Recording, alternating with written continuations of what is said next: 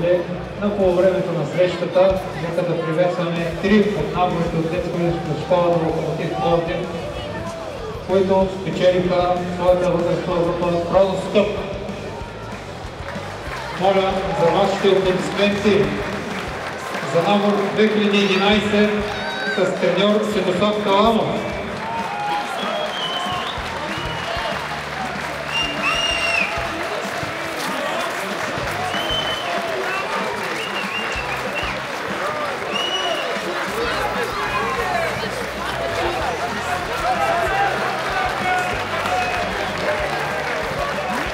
След тях нека приветстваме и набор 2013 с треньор Стоян Григоров.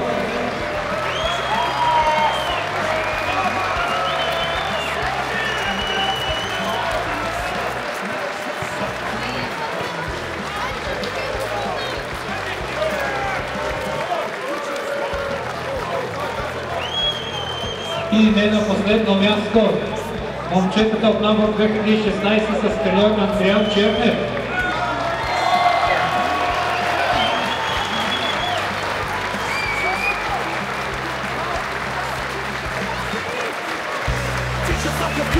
Бързи и решени, с вяра, че победата те първа предстои. Дали на матч, дали на тренировки, с усмивки и борба, всеки миг е празник. Слънкото в сърцата, знаме черно-бяло.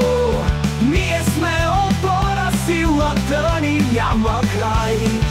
Малки локомотивчета, слабиш в играта.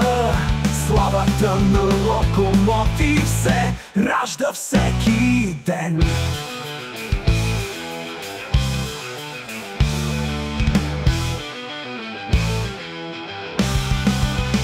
От бащите и дядовците историята се пренася.